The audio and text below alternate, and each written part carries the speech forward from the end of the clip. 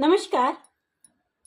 मी पुष्पलता जगताप आणि तुमचं माझ्या यूट्यूब चॅनलमध्ये खूप खूप स्वागत आहे. आजच्या व्हिडिओमध्ये आपण पाहणार आहोत वयाची 50शी ओलांडल्यानंतर म्हणजेच काय तर वय झाल्यानंतर कुठल्या 4 चुका आपण टाळायला पाहिजे किंवा कोणत्या 4 गोष्टी आपण सोडायला पाहिजे आणि ह्या जर 4 गोष्टी आपण सोडल्या तर आपलं शरीर ॲटोमॅटिक दुरुस्त होईल किंवा आपलं शरीर स्वतः दुरुस्त होऊ शकतं. चला तर मग जाणून घेऊया कोणत्या आहेत त्या गोष्टी. मित्रांनो, जर तुम्ही ह्या 4 गोष्टी सोडल्या ना तर तुमचं शरीर स्वतःच बरे होण्यास सुरुवात करेल मित्रांनो. आणि डॉक्टर सुद्धा असं सांगतात की औषध घेण्यापूर्वी हा बदल आवश्यक आहे. आजच्या काळात बहुतेक लोक आजारी पडतातच आणि ते त्यांच्याकडे उपचार नाहीत म्हणून नव्हे तर चुकीच्या गोष्टी सोडू शकत नाही म्हणून. बघा काय होतं ना की आपण आजारी पडतो तर त्याच्या काही गोष्टी आपण त्याचं कारण असं असतं की आपण काही ज्या चुकीच्या सवयी आहे, चुकीच्या गोष्टी अंगीकारल्या आहे त्या गोष्टी सोडू शकत नसल्यामुळे आपण आजारी पडतो. हे अगदी सत्य आहे मित्रांनो. 100% अगदी खरं आहे हे. मित्रांनो, मला खेदाने सांगावं वाटतं की हे खेदजनक गोष्ट आहे, परंतु हे मात्र सत्य आहे. शरीराला बरे करण्यासाठी सर्वप्रथम एखाद्याला औषध नव्हे तर विष थांबवायला हवं, नाही का? आपण रोज तेच विष आपण आपल्या पोटात घेतो आणि उपचारासाठी म्हणून आपण त्यावर औषधसुद्धा घेतो, नाही का? बरोबर ना? मित्रांनो, जर तुम्ही देखील वारंवार थकलेले वाटत असाल, पोट ठीक वाटत नसेल, जर तुम्हाला गॅसेसचा त्रास नेहमी वारंवार होत असेल, बद्धकोष्ठता होत असेल, आम्लता वाढली असेल, सांधेदुखी, साखर, त्याचबरोबर BP आणि चरबीयुक्त यकृत किंवा हृदयाची समस्या जर वाढत असेल तर सावधगिरी बाळगा. कारण जर तुम्ही खरोखरच या 4 गोष्टीचा त्याग केला ना तर शरीर स्वतःच बरे होण्यास सुरुवात होईल. शरीर स्वतःला कसे बरे करते? तर चला मित्रांनो, तुम्हाला माहित आहे का? आपलं शरीर म्हणजे एक यंत्र आहे, नाही का? आणि मला तर असं वाटते यंत्र म्हणण्यापेक्षा, आपल्या शरीराला यंत्र म्हणण्यापेक्षा ते एक स्वयं उपचार कारखानाच आहे. जेव्हा तुम्ही चुकीचं खाणं थांबवताना, चुकीच्या सवयी सोडून देताना, तेव्हा शरीर आपोआप दुरुस्त होण्यास मदत करते. म्हणजेच काय, तुमची जळजळ होणं कमी होतं, रक्त शुद्ध करते, तुमचं यकृत, मूत्रपिंड. आता वय झालं ना, वय झाल्यामुळे काही गोष्टींचा आपल्या शरीरात बिघाड होणं किंवा त्रास होणं किंवा त्या अवयव कमजोर होणं हे साहजिकच आहे. परंतु त्यावर उपचारसुद्धा तेवढेच महत्त्वाचे आहे. आणि बाह्य उपचारापेक्षा आपण आपल्यावर स्वतःवर काही गोष्टी सोडून जर उपचार घेतले तर, नाही का, ते अधिक बरं, नाही का? तर आपण जर काही गोष्टी सोडल्या तर हे शरीर आपलं दुरुस्त होतं, रोगप्रतिकारशक्ती मजबूत होते. पण अटी तशाच आहेत. त्यांना हानी पोहोचवणाऱ्या गोष्टी थांबवल्या पाहिजेत. हे अगदी खरं आहे. आपण जर त्या अनावश्यक गोष्टी ज्या शरीरासाठी चांगल्या नाही त्या गोष्टी घेणं जर थांबवलं तरच मात्र आपलं शरीर, आपलं आरोग्य किंवा असं म्हणू आपण स्वतःला दुरुस्त करेल. आणि म्हणूनच ज्या शरीरासाठी काही गोष्टी ज्या आवश्यक नाही किंवा हितकारक नाही किंवा अयोग्य आहेत त्या आपण स्वतःहून थांबवल्या पाहिजेत, नाही का? बघा, विचार करा. चला व्हिडिओच्या समोर नेऊया व्हिडिओ. तर हा व्हिडिओ खूप रोमांचिक असणार आहे मित्रांनो, त्यामुळे ते अजिबात स्किप करू नका. तुम्ही व्हिडिओ शेवटपर्यंत पहा. पहिली गोष्ट त्यातली म्हणजे पांढरी साखर. ती गोड नाही, ती विष आहे मित्रांनो. बहुतेक लोकांना वाटतं की मी फक्त थोडे गोड खातो, त्यामुळे काय होणार आहे, मी थोडंसं साखर खातो, मी थोडासा साखरेचा चहा पितो. तर इथेच आपण सगळ्यात मोठी चूक करत आहोत. पांढऱ्या साखरेचं तुम्ही काय करता? काय होतं पांढऱ्या साखरेमुळे? पांढऱ्या साखर जर खाण्यात आली तर त्यामुळं ती काय आपल्या शरीरावर परिणाम करू शकतं माहीत आहे तुम्हाला? तर बघा, पांढरी साखर आपण जेव्हा घेतो त्यामुळे रक्त घट्ट होते आणि यामुळे इन्सुलिन कमकुवत होतं. यामुळे पोटात गॅस आणि सूज वाढते, मज्जातंतूंना बळकटी करते आणि सांध्यामध्ये वेदना वाढणे, मेदयुक्त यकृत आणि हेच तर मूळ आहे, नाही का? म्हणून पांढरी साखर हे साखर रक्तदाब, हृदयविकाराचा झटका, लठ्ठपणा आणि अगदी अगदी कर्करोगाचं मूळ आहे, असं डॉक्टरांचं मत आहे बरं. तर साखर कुठे लपलेली आहे? तुम्हाला वाटतं की मी साखर कुठे खातो?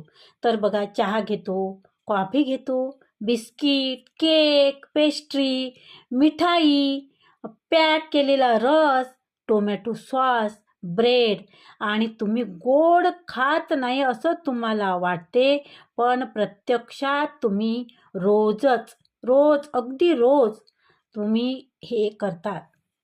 आणि तुम्हाला माहीत आहे का, साखर जेव्हा बाहेर पडते तेव्हा काय होतं? कोणत्या गोष्टी घडतात? तर जेव्हा साखर बाहेर पडते त्यानंतर काय बदल होतात? तर फक्त 7 दिवसात पोट हलकं वाटायला लागतं. गॅसची मात्रा कमी होते, गॅस कमी होतात. 21 दिवसात जर साखर नियंत्रणात येईल, तुमची साखर 21 दिवसातच नियंत्रणात येईल. सूज कमी होते आणि 60 दिवसात तुमचं वजन सुद्धा कमी होतं. सांधेदुखी कमी होईल, त्वचा स्वच्छ होईल आणि गोड पदार्थाची जागी तुम्ही काय घ्यावं? बघा, तुम्हाला काय वाटत असेल की काहीही सांगते, परंतु मी मागील काही दिवस तब्येत ठीक नसल्यामुळे मी हा प्रयोग माझ्या स्वतःवर करून बघितला आहे मित्रांनो. आणि मला जे जे त्रास होत होते ते त्रास 50% कमी झालेले आहेत. आणि म्हणूनच हा व्हिडिओ मी तुमच्यासाठी, खास तुमच्यासाठी तयार केलेला आहे, किंवा तुमच्यापर्यंत ही माहिती मला पोचवायची होती आणि म्हणून मला हा व्हिडिओ तयार करताना सुद्धा आनंद वाटत आहे. बघा, एखाद्या वेळेला काय होतं की आपली खूप वर्षाची सवय असते आणि ही सवय एकदा बंद करता येत नाही किंवा बंद होत नाही. त्याचा आपल्याला त्रास देखील होतो. मलाही तो त्रास झाला. 8 दिवस मला तो त्रास झाला. चहा असेल, कॉफी असेल किंवा कुठलीही गोष्ट गोड खाण्याची आपली जी सवय असेल, ती सवय सोडताना किंवा मीठ न घातलेले पदार्थ जेवण करताना त्रास हा होतोच. जेवण कमी जातं, परंतु काही दिवस आपल्याला हा त्रास कमी सहन केल्यानंतर आपलं शरीर मात्र आपल्याला धन्यवाद म्हटल्याशिवाय राहत नाही. बघा, आणि म्हणूनच माझी अशी विनंती असेल, ज्यांचं वय 50 पार केलेलं आहे त्यांनी साखर सोडावीच. हो, जरूर सोडावी. त्या जागी काय घ्यायला पाहिजे? तर थोड्या प्रमाणात गूळ घ्या. गरम वस्तूत मध घाला. फळे म्हणजे संपूर्ण रस नसतात. जर तुम्हाला काही गोड खायची इच्छा झाली तर तुम्ही मधसुद्धा खाऊ शकता. जेणेकरून कुठली गोड पदार्थ बाहेरचं न खाता, पॅकचं न खाता किंवा चहा, कॉफी न पिता थोडंसं गूळ तुम्ही खाऊ शकता. मला इथे सजेस्ट करावंसं वाटतं. मी मागील काही दिवसापासून चहा सोडल्यामुळे मी अद्रक आणि गूळ आणि त्यात थोडे तुळशीची पानं अशा प्रकारचा काढा मी घेते. त्याला मी चहा समजून सिप करत पिते. मला असं जाणवत नाही आणि त्यामुळे मला फ्रेशसुद्धा वाटतं. तुम्हाला जर चहाची सवय असेल, कॉफीची सवय असेल, त्या जागी हे पेय अधिक चांगलं तुम्ही घेऊन बघा. तुम्हाला सुद्धा फ्रेश वाटेल. बघा करू. आता दुसरी गोष्ट म्हणजे रिफाईंड तेल. हो मित्रांनो, रिफाईंड तेल तुम्ही जे खाता ना, ते तुमच्या रक्तवाहिन्यामध्ये वाहतो. आज शुद्ध सूर्यफूल, सोयाबीन, पाम तेल 90% घरामध्ये वापरलं जात आहे. तेल वारंवार गरम केलं जात आहे. तेल वारंवार गरम करून तेच तेल वापरलं जात आहे आणि ते रसायनापासून तयार केलं जातं. ते शरीरात जातं आणि प्लास्टिकसारखं ते आपल्या शरीरावर काम करतं. शुद्ध तेलाचे तोटे काय आहेत तुम्हाला माहीत आहे? ह्या तेलामुळं काय होतं तुम्हाला जाणून घ्यायचं आहे. तर हे तेल आपण खाल्ल्यामुळे रक्त वाहिन्यामध्ये अडथळा निर्माण होतो, हृदयरोग होते, कोलेस्ट्रॉल तुमचं वाढतं, पोट सुजतं, यकृत तुमचं निकामी होतं आणि यामुळे आज हृदयविकाराच्या झटका येण्याचं खूप प्रमाण वाढलेलं आहे. कमी वय असणाऱ्या मुलांनासुद्धा, जे तरुण मुलं आहेत त्यांनासुद्धा आज हृदयविकाराच्या झटक्याने जावं लागत आहे किंवा हृदयविकाराच्या झटक्याने हे लोक जात आहेत. तरुण लोकसुद्धा ज्यांचं कर्तृत्व करण्याचं वय आहे ते सुद्धा आज आपल्यातून काही कारणामुळे चुकीचा आहार आणि त्यामुळे अशा प्रकारचं आज आपल्याला चित्र दिसत आहे. हे चित्र चांगलं नाही आहे. म्हणूनच माझी विनंती ही असेल की हे पाम तेल, हे जे तेल आहे ना, तेल शक्यतो खाणं टाळा. त्याऐवजी तुम्ही घाण्याचं तेल वापरू शकता. आता आपलं वय झालं, खूप तेलकट तर आपण खायचं नाहीच आहे. आपल्याला कमीच तेल लागतं आणि त्यामुळे आपण घाण्याचं तेल वापरणं अधिक सोयीचं आहे. मी काय केलं ते सांगू. तर मी एक छोटी तेल काढण्याची मशीन बोलवली आहे घरी आणि मी तेच तेल वापरते. जे तेल मला थोडं का होईना, आपण घरीच केलेलं तेल, शेंगदाण्यापासून केलेलं, तिळापासून केलेलं, कुठल्याही याच्यापासून तुम्ही तेल बनवू शकता आणि हे तेल नैसर्गिक आहे. ह्या तेलात कुठलीही असं भेसळ म्हणू आपण, भेसळ नाही, कुठलीही रासायनिक प्रक्रिया केलेली नाही आणि दिसायला ते थोडं मळकट जरी दिसत असलं तरी ते खाण्यासाठी अगदी योग्य आहे. आणि म्हणूनच माझं सांगणं हे असेल, तुम्ही जरी ते तेल वापरत नसाल तरी तुम्ही मशीन जरी वापरत नसाल, तुम्ही घेऊ शकत नसाल किंवा तुम्हाला घेण्याची इच्छा नसेल तर तुम्ही घाण्याचं तेल आणून ते तेल तुम्ही वापरा. जेणेकरून आपलं आरोग्य उत्तम राहील. मित्रांनो, बघा, प्रयत्न करा.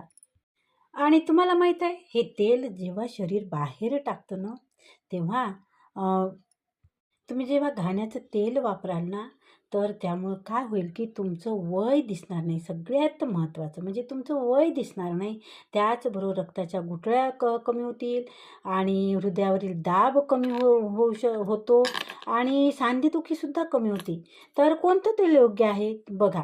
देशी गाईचं तूप तुम्ही वापरा, मोहरीचं तेल वापरा, कच्ची घाणीचं तेल वापरा, नारळाचं तेल वापरा आणि तेही मर्यादित प्रमाणात. ते घरी आहे किंवा ते तेल योग्य आहे म्हणून ते तेल जास्त वापरू नका. योग्य प्रमाणात ते तेल वापरा. कमी तेल, लक्षात ठेवा, योग्य तेल दीर्घ आयुष्याच्या बरोबरीचं असतं. कमी तेल हे तुमचं आयुष्यसुद्धा वाढवू शकतं आणि म्हणूनच तेल हे कमीत कमी वापरा. त्याऐवजी तुम्ही खूप कमी तूपही तुम्ही वापरू शकता. आता बघूया तिसरी गोष्ट म्हणजे जड जेवण. पोटाला झेपण्याची इच्छा नसते.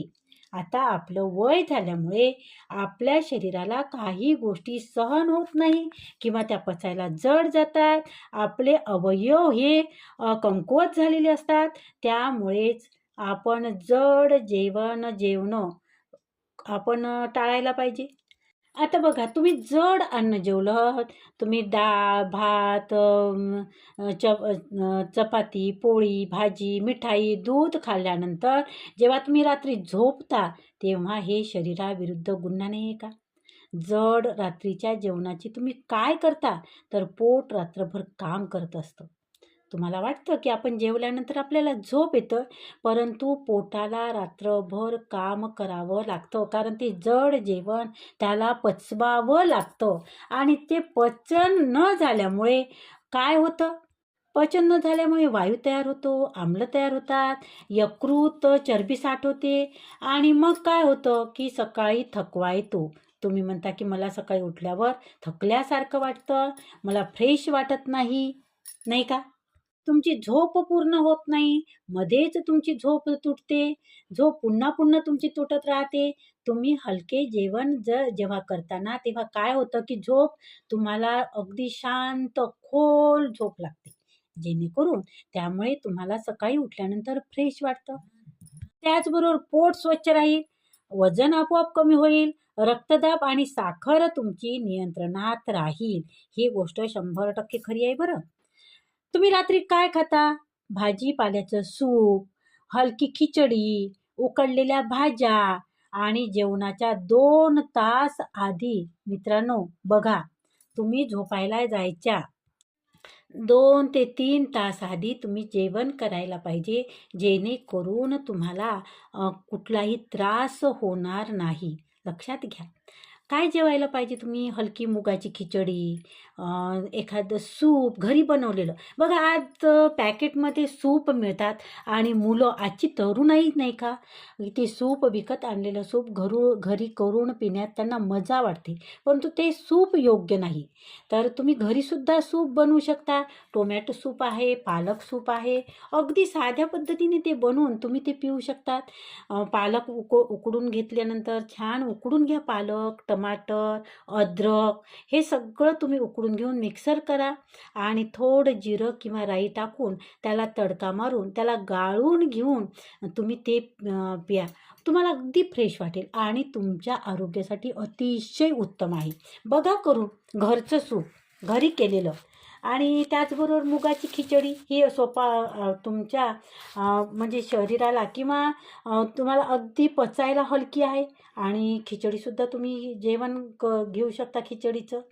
आता बघूया सगळ्यांना आवडणारा चौथा पदार्थ म्हणजेच प्रक्रिया केलेलं अन्न. सोयीच्या नावाखाली आपल्या सोयीसाठी आपण तयार अन्न मागवतो, तयार अन्न आपण बोलवतो. जसे की काही पॅकेजमध्ये पॅक केलेले चिप्स आहे, इन्स्टंट नूडल्स आहे. अशा ज्या काही प्रक्रिया केलेले जे कृत्रिम जेवण आहे, त्यामध्ये जास्त मीठ आणि चरबीयुक्त प्रक्रिया केलेले अन्न, तर ते अन्न आपण मागवतो आणि अगदी आवडीनं खातो.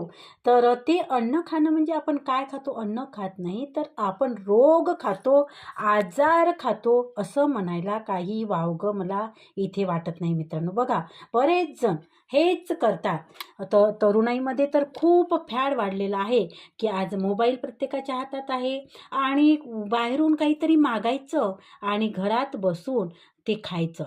तर ह्या गोष्टींनी सुद्धा आपलं आरोग्य खूप जास्त प्रमाणात बिघडतं. तुम्हाला माहीत आहे का? जास्त मीठ आणि चरबीयुक्त प्रक्रिया केलेलं अन्न काय करतं? तर ते आतड्यांना आराम मिळतो, पचनक्रिया बिघडते आणि रोगप्रतिकारक शक्ती आपली ढासळते. त्याचबरोबर कर्करोगाचा धोकासुद्धा वाढतो मित्रांनो. तर शरीर कसं बरं होतं? तर पोट स्वतः स्वच्छ होऊ लागतं. भूक योग्य लागते. भूक आपल्याला योग्य वेळी लागते. वारंवार होणारा आजार थांबतो. त्वचा आणि केस सुधारतात आणि 30 दिवसात असं आहे की जर तुम्ही साखर सोडली, चुकीचे तेल सोडलं, जड जेवण पॅक केलेलं अन्न सोडलं, तर तुम्ही 30 दिवसात शरीर तुम्हाला धन्यवाद म्हणेल मित्रांनो. आणि सर्वात महत्त्वाची गोष्ट म्हणजे औषध लक्षणे दडपून टाकते. तुम्ही जे औषध घेता ना आराम मिळण्यासाठी, ते औषध तुमचं जे आजाराचं लक्षण आहे ते काय करतं ते लपवतं, दडपून टाकतं. परंतु चुकीच्या सवयीचा त्याग केल्यामुळे रोगाचं मूळच नष्ट होतं मित्रांनो. लक्षात घ्या. तर बघा मित्रांनो, माझा हा सल्ला असेल किंवा माझी ही विनंती असेल, जर तुम्हाला ही माहिती उपयुक्त वाटत असेल ना, तर ती तुमच्या पालकांना, वडीलधाऱ्यांना, मित्रांना आणि कुटुंबातील सदस्यांना नक्कीही कळवा. कारण कधी-कधी ही एक योग्य माहिती आहे ना, एखाद्याचं संपूर्ण आयुष्य बदलू शकते. मित्रांनो, जर तुम्ही या 4 गोष्टी सोडल्या ना, तर तुमचं शरीर स्वतःच बरे होण्यास सुरुवात करेल. परंतु लक्षात ठेवा, ही माहिती तुम्ही स्वीकारली तरच त्याचा उपयोग होतो. आणि म्हणून आजच निर्णय घ्या आणि मला कमेंटमध्ये तसं कळवा. मी आजपासून ही सुरुवात केलेली आहे. बघा, काही दिवस त्रास जरूर होईल, परंतु नंतर तुमचंच शरीर तुम्हाला धन्यवाद म्हटल्याशिवाय राहणार नाही मित्रांनो. तुम्हालाच काही दिवसानंतर तुम्हाला हे प्रयोग फक्त एक प्रयोग म्हणून आपण स्वीकारायला काय हरकत आहे? आपण आजारासाठी वारंवार आजारी झाल्यानंतर दवाखान्यात जातोच ना. आपण आपल्या आरोग्यासाठी वारंवार डॉक्टरकडचे चक्रा मारतोच ना, तर एक नियम आपल्या शरीराला लावून द्या, की ह्या 4 गोष्टी मी सोडल्या. तर 30 दिवसानंतर तुम्हाला काय त्याचा परिणाम दिसेल ते बघा. आणि तुम्हाला जर परिणाम दिसलाच नाही, तर तुम्ही परत तुम्ही अ, तुमच्या सवयी तुम्ही परत त्या कंटिन्यू करू शकता. तुम्ही साखर ह्या गोष्टी तुम्ही परत खाऊ शकता. बघा, विचार करा आणि तुम्ही मला कमेंटमध्ये तसं नक्की कळवा मित्रांनो. आणि हो, जर तुम्हाला हा व्हिडिओ महत्त्वपूर्ण वाटत असेल, कामाचा वाटत असेल, तर तुम्ही नक्कीच व्हिडिओला लाईक जरूर करा. जेणेकरून मला समजेल की तुम्हाला अशा सत्याची गरज आहे. त्याचबरोबर माझी अशी विनंती राहील की तुम्ही चॅनलची सदस्यता घ्या. कारण इथे मी तुम्हाला अशा गोष्टी सांगते की ज्या आयुष्य बदलतात, औषध नाही. हा व्हिडिओ तुमच्या आई-वडिलांना, वडीलधाऱ्यांना आणि कुटुंबातील सदस्यांना नक्की, नक्की शेअर करा. कारण हा व्हिडिओ कोणाचा तरी शेवटचा इशारासुद्धा ठरू शकतो मित्रांनो. आणि हो, कमेंटमध्ये तुम्ही 4 गोष्टींपैकी कोणती गोष्ट तुम्ही आधी सोडणार आहात, ते जरूर सांगा मित्रांनो. तुम्हाला माहीत आहे का?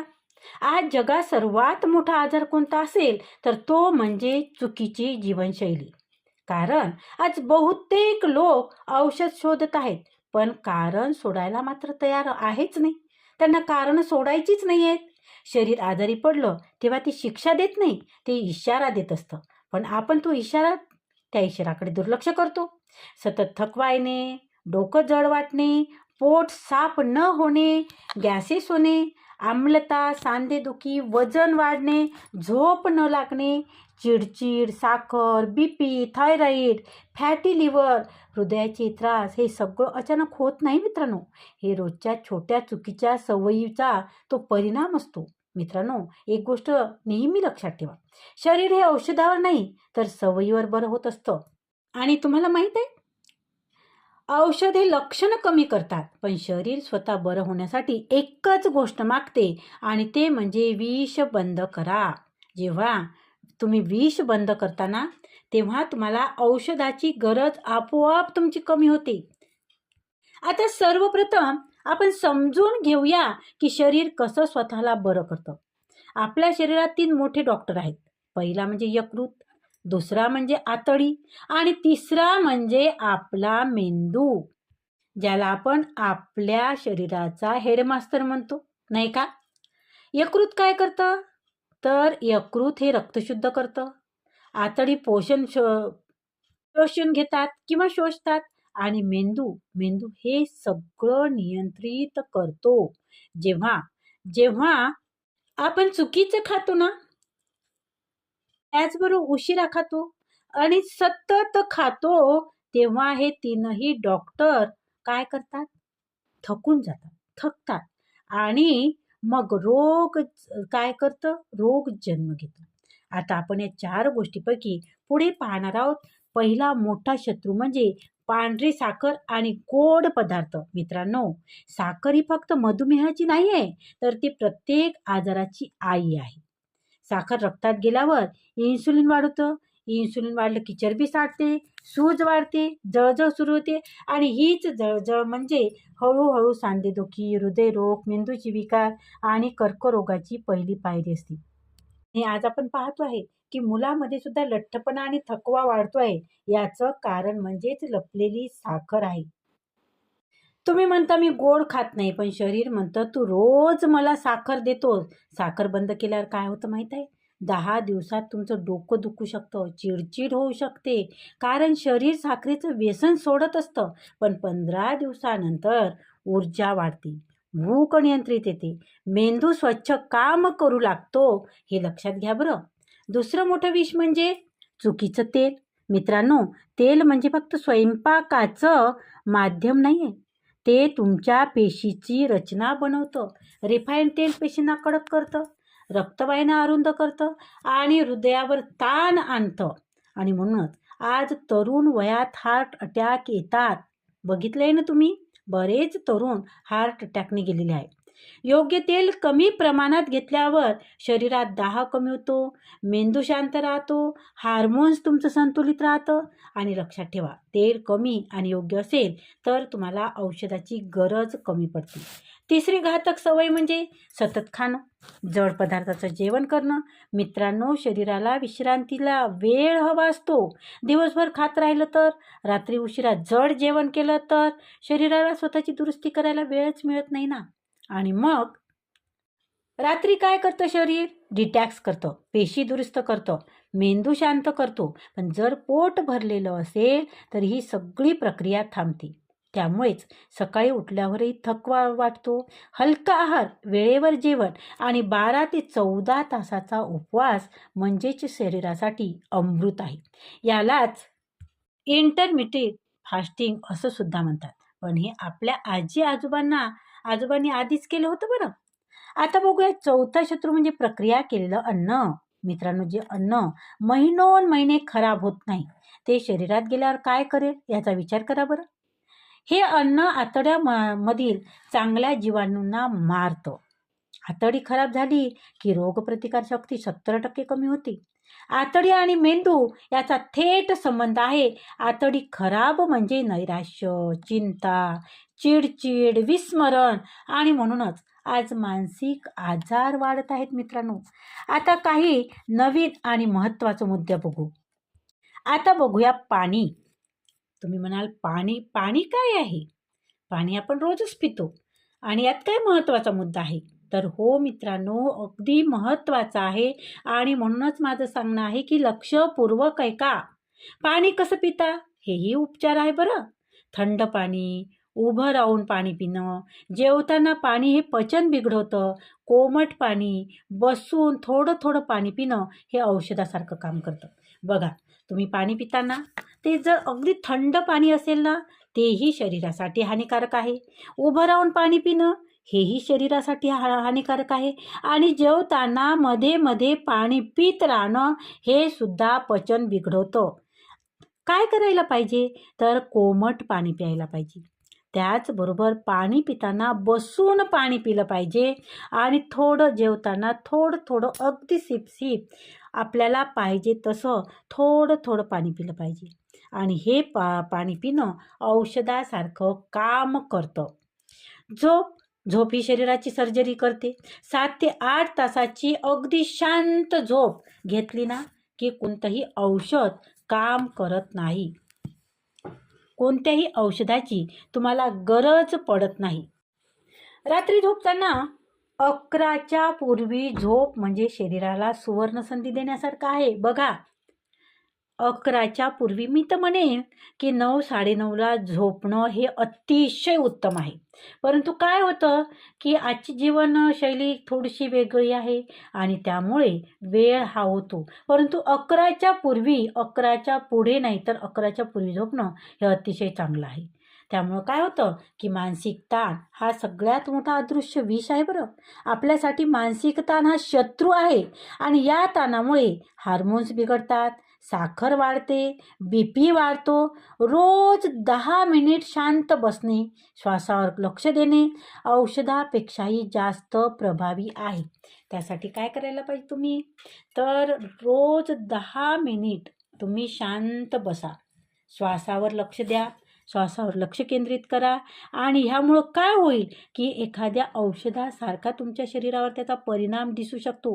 आणि 30 दिवसाचा बदल कार्यक्रम असा आहे की पहिला आठवडा हे साखर बंद करा, दुसरा आठवडा तेल सुधारा, तिसरा आठवडा रात्री हलकं जेवण, चौथा आठवडा पॅक अन्न बंद करा. फक्त 30 दिवस द्या, फक्त 30 दिवस. आणि बघा मग तुमचं शरीर तुम्हाला काय म्हणतं.